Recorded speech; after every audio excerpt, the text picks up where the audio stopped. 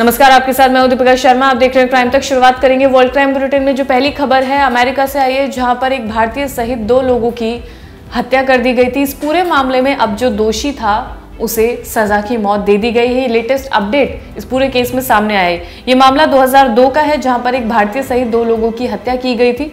इसका नाम है स्मिथ, जिसने 22 फरवरी 2002 को अलग अलग घटनाओं में भारतीय स्टोर क्लर्क और एक अन्य व्यक्ति की हत्या कर दी थी। अटॉर्नी जनरल ने स्मिथ की फांसी पर बयान जारी करते हुए कहा कि जेनेट मूर और शरद के परिवारों के लिए 22 साल कठिन रहे होंगे। इसके बाद मृतक के परिवार वालों ने न्याय मिल जाने पर आभार व्यक्त किया और स्मिथ को क्षमादान ना देने की मांग की थी। यानी कि सजा को सुनने के बाद जो दोषी को सजा मिली है, उसके बाद जो मृतक के परिवार वाले हैं उन्होंने धन्यवाद किया है इस चीज का कि उस दोषी को आखिरकार सजा मिल रही है।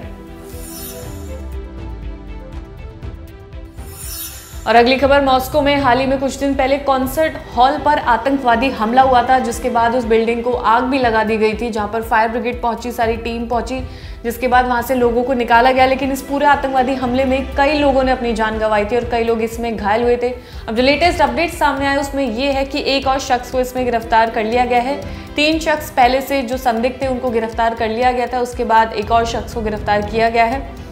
आतंकवादी संगठन इस्लामिक स्टेट ने इस हमले की जिम्मेदारी ली थी, जिसमें 140 से ज्यादा लोग मारे गए थे। रिपोर्ट के मुताबिक हिरासत में लिए गए लोगों में से 2 ने आतंकवादी हमले में इस्तेमाल हुए हथियार और गाड़ियों की खरीद के लिए पैसे ट्रांसफर किए, और जो तीसरा शख्स है उसने सीधे तौर पर आतंकी हमले के लिए लोगों की भर्ती करने और उनकी फंडिंग में वो शख्स शामिल था।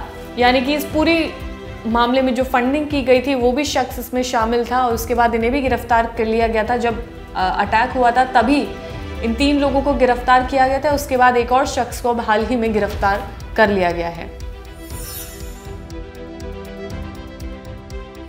और अगली खबर सामने आई है, जहां पर हूती विद्रोहियों ने यह दावा किया है कि यमन में अमेरिका और ब्रिटेन ने कई लोगों पर हमला किया है, यानी कि हवाई हमला किया है, जिसमें कई लोगों ने अपनी जान गंवाई है। जो लेटेस्ट अपडेट सामने आया उसमें यह कि 37 लोगों ने अपनी जान गंवाई है, ऐसा हूती विद्रोहियों ने यह दावा किया है। इसी के साथ 30 लोग इसमें घायल हुए हैं।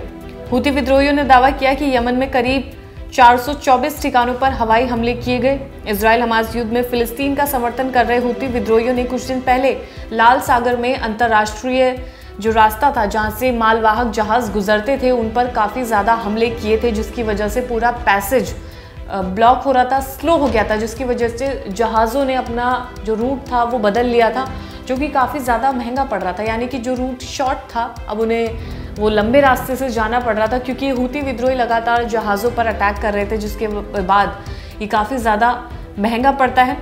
अंतर्राष्ट्रीय जहाज़ पर हमले किए गए। फरवरी महीने से लगातार अमेरिका और ब्रिटेन की ओर से हूती विद्रोहियों पर कार्रवाई अब की जा रही है। हूती विद्रोहियों के हमले की वजह से अंतर्राष्ट्रीय व्यापार पर बुरा असर पड़ा है। लाल सागर की ओर से यात्रा करने वाले कई जहाज़ों को अफ्रीका के दक्षिणी सिरे के आसपास लंबी यात्रा करनी पड़ रही थी, जो काफ़ी ज़्यादा महंगी पड़ रही थी। जाहिर सी बात है, जब लंबे रूट से आया जाएगा तो महंगी पड़ेगी। तो हूती विद्रोही के लगातार हमले करने की वजह से ये जहाज़ों को नुकसान पहुंच रहा था, बिजनेस को भी काफ़ी ज़्यादा नुकसान पहुंच रहा है। और अगली खबर ईरान से, जहां पर आतंकवादी हमला हुआ, जिसकी वजह से कई लोगों ने अपनी जान गंवाई है। 11 सुरक्षा कर्मी और 16 आम नागरिकों ने इसमें अपनी जान गंवाई है।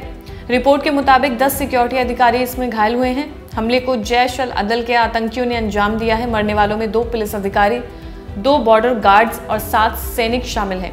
ईरान के डिप्टी अंतरिक्ष मंत्री माजिद ने बताया कि आतंकी चाबहार में मौजूद बॉर्डर गार्ड्स के हेडक्वार्टर पर कब्जा करना चाहते थे, हालांकि वो अपने मंसूबों में कामयाब नहीं हो पाए।